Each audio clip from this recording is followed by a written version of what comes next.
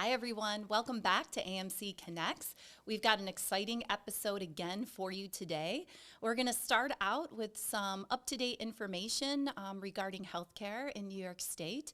It'll be some fast facts, but certainly some points that we've talked about here, and we'll just give an update. We do have a special guest, super special, actually. I believe this is the first physician guest we've had on in some time, but certainly the first physician guest with the Permanent Podcast. So I'm very excited with that. And then we'll round out the episode with a briefing to make sure everybody has received it.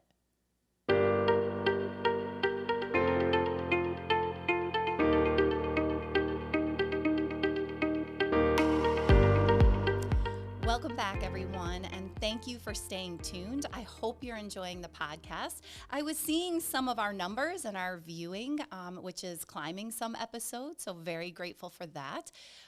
You can always tune into an episode without the others because we typically, Chuck and I, link back and have something special each episode.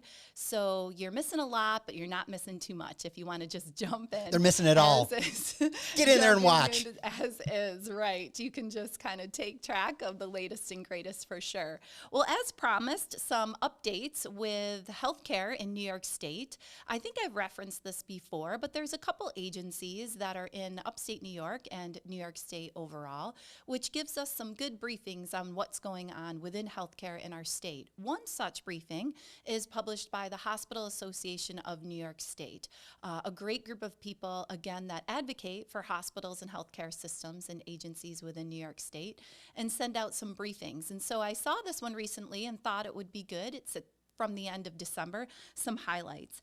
And one such announcement was a bit different that we haven't talked about here at Rome Health, I think overall, and somewhat new. I had heard about it quite a while ago, and it just kind of resurrected itself. But earlier this week, which was the last week in December, the governor announced that she would approve the Medical Aid in Dying Act, which authorizes medical aid in dying for certain terminally ill adults. The decision followed an agreement with the bill sponsors and advocates to add safeguards ensuring patient decision integrity and medical institutional readiness.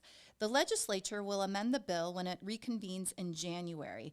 The Hospital Associations of New York didn't take a stance necessarily either way on this particular bill, but it will provide some additional information to come. I believe this is one of only one other state within the country that has a particular bill like this that's been signed and moved forward. So more information to come, but as promised, I think in person when I have employee meetings as well as on AMC Connects, when there's some new information out there that I will try to make sure you all hear it from me. The governor did act on over 121 various bills that have been in submission for quite a while, and so more can be kind of tracked on that on the New York State Acts, and we can find some of those, but some that pertain directly to Rome Health, I will certainly continue to have us in the know. Also received in the news was CMS creates a rural health transformation office.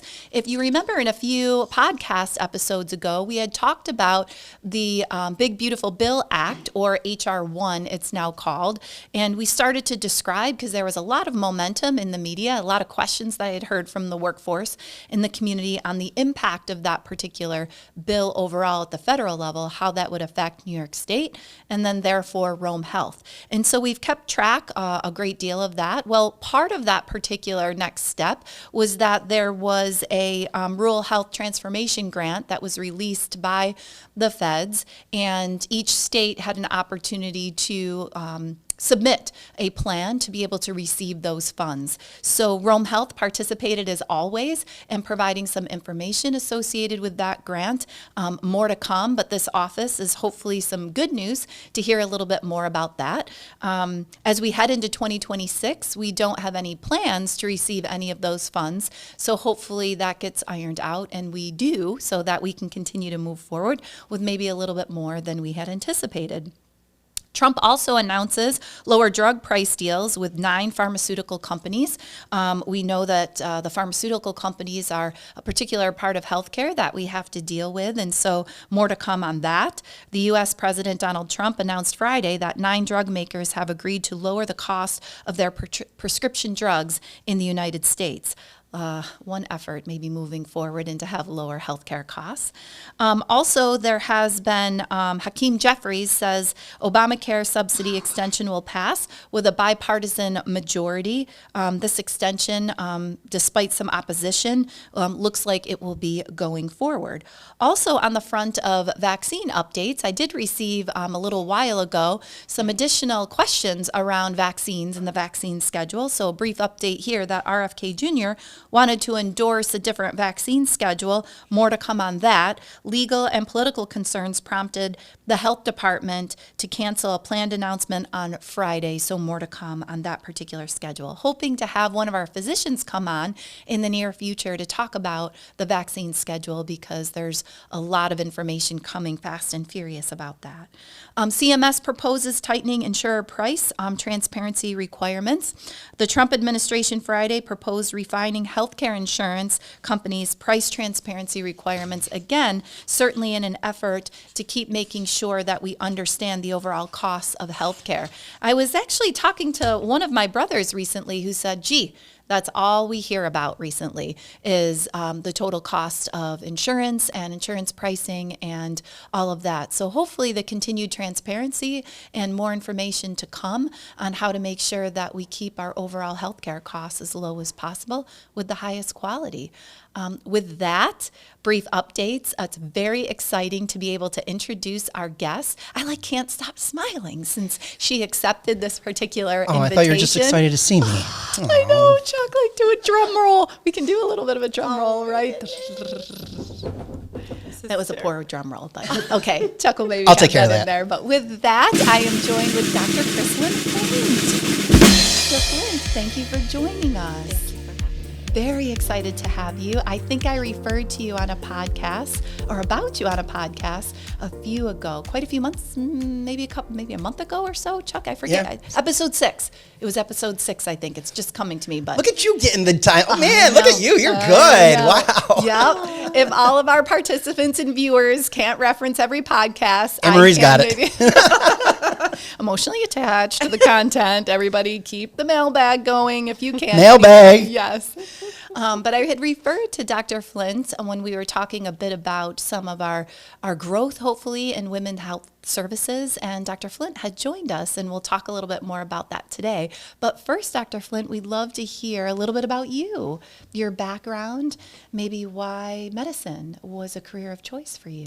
So I actually came here from Oneida. Not many people know that. It's just down the road, but here I am. Nice. So I was there for about 15 years, a little over 15 years. I wanted to, after medical school, come back home and be able to serve my community, which now this is my community as well.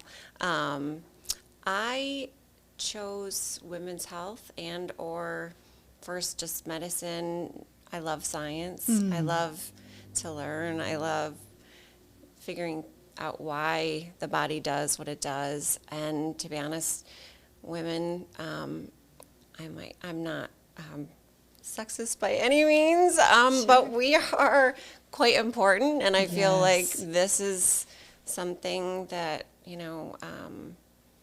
really needs to be educated to people about. Yeah, I was going to just kind of remark for a second that 15 years, a wonderful time frame. And before I got the chance to work with you directly, your reputation is absolutely phenomenal. And yeah, it doesn't matter kind of where I've talked with people, like your reputation, your name transcends a wide range. Can you share with us a little bit about how you approach patient care, that it almost doesn't matter, a wide diversity of people just speak so highly of you? Well, I don't judge people based on what they're wearing or what's in their wallet or what insurance they have. Like, treating people as human beings is my job. Yeah. And so unfortunately that does sometimes add to my workload because I want to take care of all of them. Yeah. Not just, from a gynecological standpoint or from an obstetric standpoint. I focus the person as a whole, and I order a lot of additional things that I think a lot of people wonder why I do that, but... Well, and you started, you were sharing this a little bit, but you started with OBGYN. Yeah. And so can you share with us a little bit the maybe evolution of your practice or the transition of your practice to from OBGYN to specializing more in gynecological care and maybe overall women's health? So when I first started out of residency, I was in my early 30s and,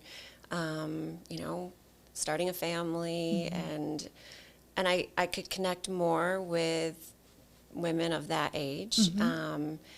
I found that aside from delivering a lot of my children's friends and classmates, and not only their district, but other districts, when we found out through COVID, my children were very excited to go to a different school where my husband taught.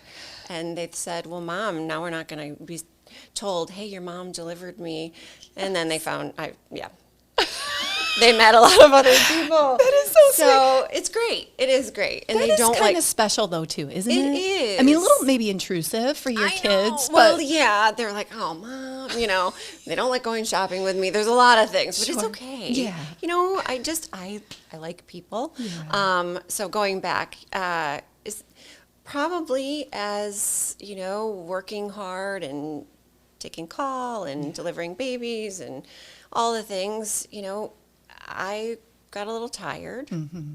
And my children growing up, I feel like this is the time, given this wonderful opportunity, and I do appreciate it, but to focus more on what I can connect with my patients now. Yeah. So perimenopause, menopause, and as much as I loved delivering babies, and it was just a gift to be involved in so many lives, I had to, hang that hat up and move on to the next. And, and the timing couldn't be any more perfect, truthfully, just because of the more recent studies and the Women's Health Initiative being debunked, basically, and just how the focus on how important menopause hormone therapy is, especially in the perimenopause and then into the menopause phase, is to help our whole lifespan, not just quality of not having hot flashes, but every cell in the body has estrogen receptors. So I could get on to all of that at a different point, but I really love the ability to still feel like I'm with every patient, pretty much sitting and having a cup of coffee with them and talking to them and getting to know how I can help them if I can.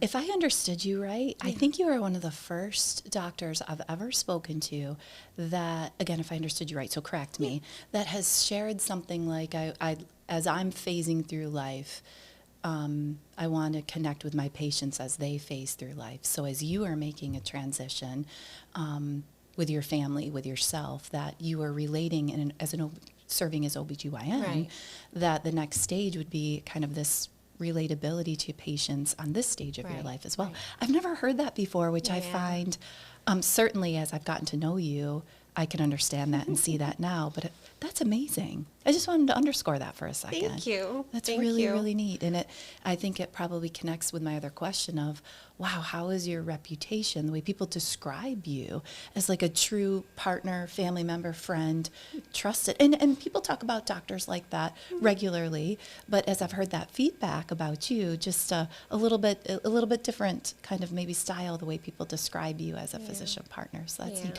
Okay, so you're talking about kind of thanking me or thanking Rome Health.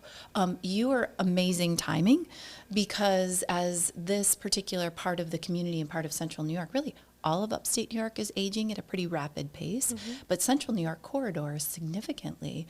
And as we were doing community needs assessments, health assessments, and really keeping track of our population and our population's needs, there was this underlying dynamic in that in women's health, that a great deal of symptoms, the way women are seeking health care at an older age, that potentially, whether it was cardiac related, joint related, rheumatoid related, and autoimmune disorders, that potentially research was emerging that this might be something related to perimenopause and menopause versus just on the surface, not to minimize those other symptoms. Right. But many times healthcare networks or physicians are going down the route of, oh, let's do a cardiac workup or let's do a musculoskeletal workup, which is important, but perhaps there's an underlying dynamic. Absolutely. So yes, can you share a little bit more about that? I think it's important that it's now accepted to come forward with a complaint. People with palpitations, people with dry skin, people with dry eyes, people with itchy ears, achy bones, joints, muscle soreness. You know, that's a lot of time when people are still having regular periods. They don't think it's perimenopause. They have no idea. But the moods, that's usually the biggest thing that people are like, I think I'm in perimenopause because I'm just I feel more anxious. And there's like an acronym that's out there in social media. I don't feel like myself, IDFLM. So we were talking about texting. That might come out a little awkward. Yeah. But so there's a new one. I think that it's important to just not be afraid of, just stepping outside of the box and thinking, this actually could be a whole systemic thing. Yeah. As I was saying. I'm so glad you talked about some symptoms. Yeah. Because we were talking about before we got started that I was asking you the question, why do you think that people might be resistant, women might be resistant to either come see you to talk about this, to talk about it in general? Do you have any insight into that? Yeah.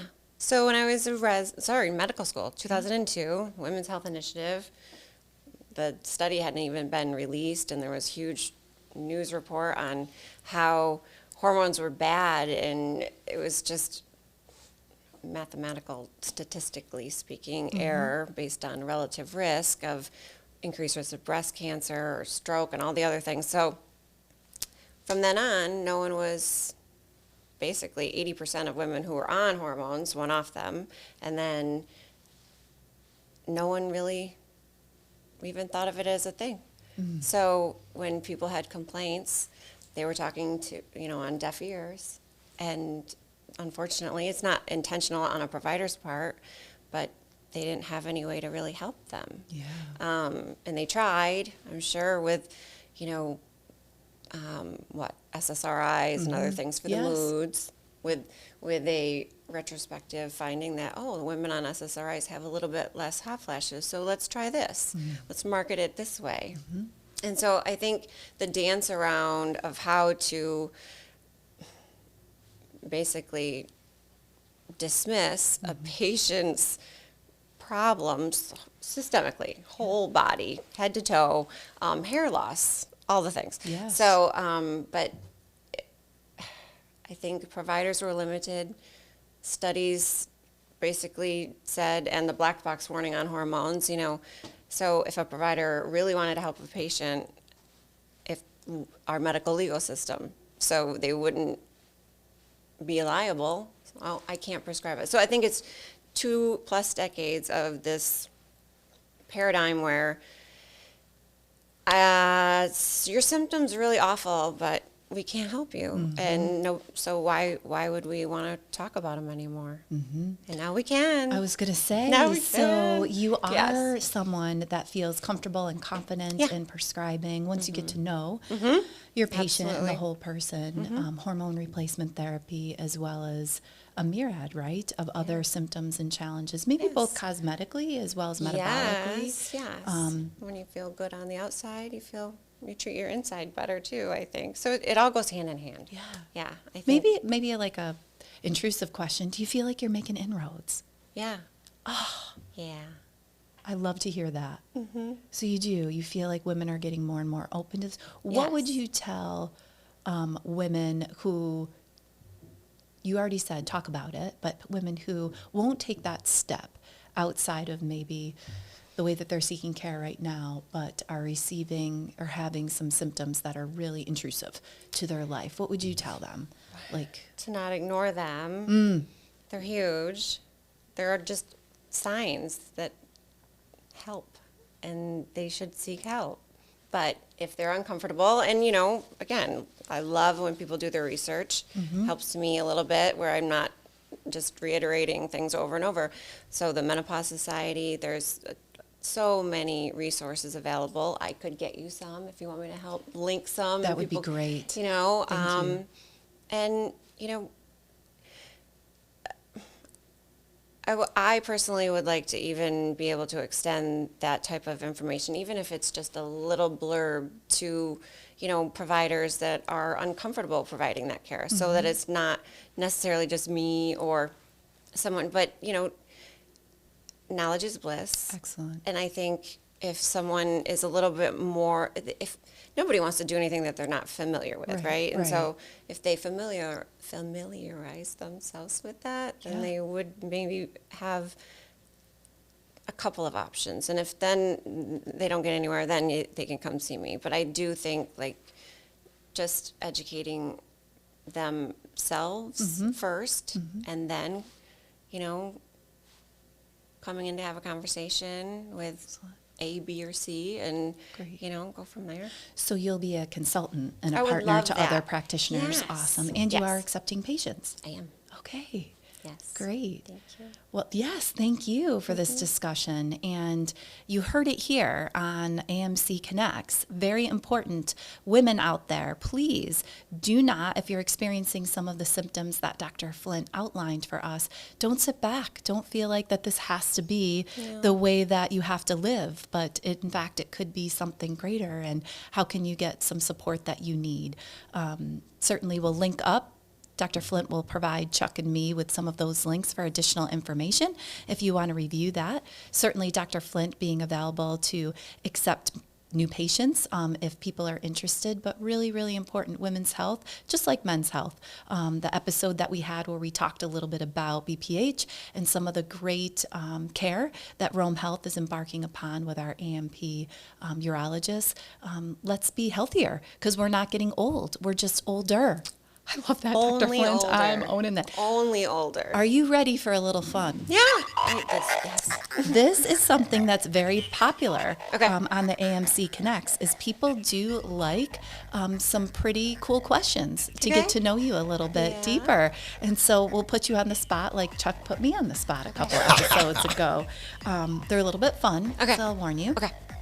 What's your go-to gas station snack? I like the Kind bars. Oh. The dark chocolate, cherry, almond. Had one on my way here. Wait. Is that acceptable as a gas station snack? I mean, this is, we're talking gas station. Like, we're talking ho-hos, popcorn, potato chips, soda. She's a doctor. She's going no. We all should get the kind. But yes, that's a great snack. But maybe we should all, to look like Dr. Flint, maybe we should be getting that gas station snack. Anyway, that's good. That's dark chocolate, people. Yes, Dark chocolate it and is dark cranberries. chocolate, Okay.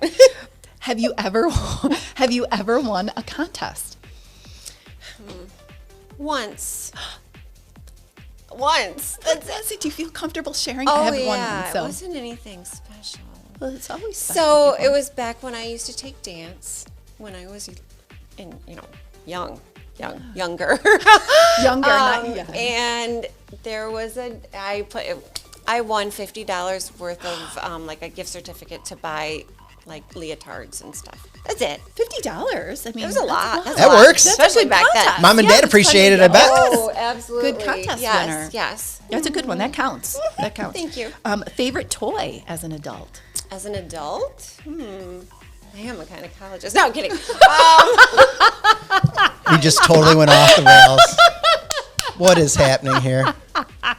I knew she wouldn't disappoint you. I didn't either. You did. You stopped it, right? I was kidding. Oh, No, this is live. all right. So, toy as an adult. That can be shared on AMC Connects. Yeah, that can be shared on AMC Connect. Yeah. I don't play games. Okay. Should I play games? Like, do you have anything like that hangs from your car, like your windshield? Phone. You look pretty. You know, perfect. things like that. You know, people say all Like, do you different have things. any phone? Fidgety things or phone. Okay, Dr. Flint is very I'm boring. put together. I'm boring. Oh, no, I'm boring. No. Definitely not. I feel like there is something I don't. You know what? We're gonna help out. Right Okay. Now. Yep, we're gonna help right now. We're gonna give you your gift a little early. yay! Yes. These are very sought after. Thank you so Yes, much. these are AMC Connect and Rome Health, and Thank you. Yeah. Decals on my car. Yeah. Yes, you can do that. I kind of learned this. This first came up, I think, in episode 1, Pilot Podcast, where I was looking at some of the staffs, like water bottles and such. Yep. They had like Right, cool decorations on them right. or stickers. So yeah. putting a plug in for that. Okay. That can be like your That's little a good toy. idea. Yes, I That's learned what it from my our daughter staff. did. I'm going to learn. I'm gonna do And your daughter is very cool, I'm sure. I'm sure So she is. cool. You'll have to Yes. tell her. Yeah. I said that. She won't let me have her water bottle, so now I'm gonna have. Now You she's gonna get your want own mine. special one. Yes. Yes. Okay. She'll want yours because it says Rome Health. I love that. Favorite movie? Pretty woman. Oh, okay. I have a That's lot of good one. references. Do you want to know? I'll take a reference. So, as a gynecologist, speculums, metal speculums, however, not plastic. Yeah. All right. So you have the handle and then Yep. the speculum part. Yep. Well, there's a little screw that holds it together, and then another one that would hold it open. Yes. Well, sometimes they misalign. And I used to always tease, you know how when Julia Roberts is on the balcony Yeah. and her binoculars are upside down and she's like, Oh, yes. they're broken. I remember that part. Like, every once in a while I'd be getting ready to do an exam and I'd do this to my nurse and be like, they're broken. They don't work. I have another one. Yeah, let's do another one. Pessaries. Not many people know what pessaries are, so here's a little education. They are objects that help kind of support things that have become a little They're lax. sagging, yeah. Sagging. Laxity, yes. Gravity is not kind. Anyway, so you put lube on them to insert. I know this is like table talk to me, and I'm sorry if I'm making you uncomfortable. But going back to when Julia Roberts and she's having the dinner with Richard Gere, and there is the maitre d' over by the wall, and her escargot goes flying, and he grabs it, and he's like, slippery little suckers. Well, every time I'm trying to put in I'm like, oh God. And then sometimes they slip. And slippery little suckers. This is very good. This is giving us a sense on, what a great. This is why people have such good relationships with you, whether they're in your life It's or an intimate, personal thing, but like we have to make it fun. That's I know. right. It relaxes the situation. It does. This is very good. And you take your very favorite movie I and you mean, leave that yes, very When integrated. I heard they're coming out with another one. I know. This is like Top Gunness here. We talked about Top Gun in another episode. Yes. Okay. What's your hidden talent? That's the last one, I promise. Oh. Well, I can tap dance. Is that a talent? That is such a talent. I can also, actually, my balance is quite a talent. Because as you were well. you were a I dancer. do yoga. Yeah. Yeah. And you do yoga, so that helps with balance too. Yes. But you still remember how to tap. Now, Oh, do yeah. you tap dance still? I was tap dancing this morning at the med spa, just a wee bit. Why do you do that? Does it just because It's you an love energy it? thing. And I used to find myself in school, like I would just not realize, and it's no joke, I might have a little bit of ADD, Sure. a little hyperactivity. Yeah. And I think that was one of my ways. Like I noticed my son, he'll tap his leg, and I just would do that with my feet. It is just the combinations in my head, they were kind of it's rhythmic. Yeah. And it's soothing, and everybody has a thing. Oh, that's Doesn't make it wonderful. bad, right? Yes. I think we need to see it. We You want me to do Who said that? Yes, please. Who said Do that? you mind? Who said that? What? I don't Could you mind. I love tap. Right now? Yeah. Let's do it. I have a combination I did. So I also did the musicals and I was a dancer, but my daughter can sing. I can't sing. Can you see my feet? Yes, we can. So it was a cappella too, so. Your 10. I can hear it, Chuck. Well, it gets better. I don't know if I can do it. You can't hear it. I need taps on my shoes. We got it. I know. Ta-da! Yay! I'm not going to rate my own podcast, but this has to be one of my all-time favorites. And you want to take a This is tap class wonderful. with me? Because I want to do an adult tap class, but I don't want to get on stage. Oh, come on. I don't know if you can tell, but I'm a little nervous. You're doing great. You're doing great, and you can't really tell it all. And I would love that. Okay. Keep me posted. Okay. And then maybe Dr. Flint and I do on an AMC Connect. We get a duet? We do a duet. There you go. That's what it's all about right there, Stay folks. tuned, people. Stay tuned. Dr. Flint, you're such a great sport. Thank you for being I a hope guest. People, thank you. Yeah. I hope I didn't embarrass you guys. Not at all. No. It's She has to work with me every day. Well, not every week. This was wonderful. We were just talking about this when Dr. Flint had come in, and I had said it's just time. It's time in a variety of different areas to advance health and to a wellness standpoint. And Dr. Flint didn't know this, but I just an underlying passion of taking care of the whole person. Medicine, nursing, certainly the healthcare specialties have rightfully so specialized very, very deeply. And there's been a part of that that's offered great healthcare in our nation. But there's also such an important aspect of the whole person and what's going on. And when we take care of the whole person or our whole selves and honor ourselves that way, boy, our overall health status can continue to, we can age with grace, right? Yes. And you're doing that. So thank you. Oh, thank you. Well, in summary, if you didn't get a chance to see or hear about the December 18th announcement, just want to make sure, and I'm going to just read because I think Cassie and the executive leadership team did a great job, certainly biased again there on that, everyone, and I'll admit that. I think that the wording is great. So, dear Rome Health colleagues, I am pleased to announce that Rome Health Board of Trustees and executive leadership team have approved a 2% wage increase for Rome Health colleagues effective with the pay period beginning December 14th, payable January 2nd, 2026. The wage adjustment was approved as part of the 2026 Rome Health operating budget and applies to eligible full-time, part-time, and per diem staff at Rome Health and its affiliated practices. The wage increase reflects our commitment to provide our colleagues with fair and competitive wages to continue to retain and attract great people like you to fulfill our mission to deliver quality healthcare with compassion.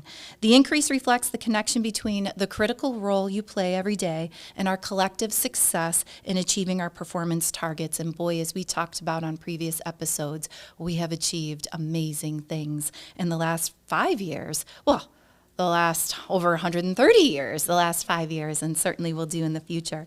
In 2025, we advanced our mission in ways that will shape the future of healthcare in our community for decades to come. Through hard work, teamwork, and unwavering commitment to our patients, we achieved transformational milestones that increased access to care, enhanced quality, and strengthened our role as a trusted community hospital health network. Together, we opened our new ICU, as we talked about, surgery center, and main entrance, and many other projects. We also advanced our quality goals, reduced readmission rates, improved patient satisfaction, and demonstrating meaningful gains in employee engagement. Our community has certainly noticed the difference, as I've shared in previous episodes, from better parking, which is very, very important, that ease of access and security, to state-of-the-art facilities that reflect the quality of care we deliver every day. While we fell short on our budgeted financial targets, we have much to be proud of and are deeply grateful for the dedication and teamwork that made this progress possible. Take the time to reflect and celebrate all that we accomplished this year. Thank you for doing your ongoing commitment to our mission and to serving our community with compassion, strength, and purpose. As we look ahead to 2026, we look forward to another year of success and progress as we continue working together to provide the best care out there here. And I, of course, say happy holidays to everyone. There's also a 2025 year-end review that categorized even more great things that happened in 2025. You know, I did hear a few pieces of feedback on all ends of the spectrum with this particular announcement of the 2% increase. And just as a reminder, all feedback is really meaningful for me. So don't forget that the mailbag is open. One aspect of the feedback was that people were just overjoyed because they've heard me say for quite a few months that our financial performance, although our top line revenue continues to increase, which has been wonderful, but those expense structures in healthcare just rise at a pretty rapid pace as well. So we were behind, as I said, where we wanted to be. And then there were people who gave me feedback that just really felt like, even with all we've done, that wasn't enough of an increase. And I really appreciated both pieces of feedback and everything in between. Comes down to want to continue to do great things so that we continue to compensate everybody at the highest place we possibly can. So thank you again for the feedback. And Chuck was getting excited when I said mailbag. Please don't forget the mailbag. Yes, absolutely. We can never forget about the mailbag. AMC Connects 25@gmail.com. Send them in. We want to answer questions. She wants to answer questions. We want the questions. Please send them. Very excited about the mailbag. Thank you, Chuck. Thank you, Chuck, for putting that plug in. So important. It's a safe, great path to submit some questions. We haven't had any through that pathway in a long time. But again, everyone, thank you for creating the best care out there here.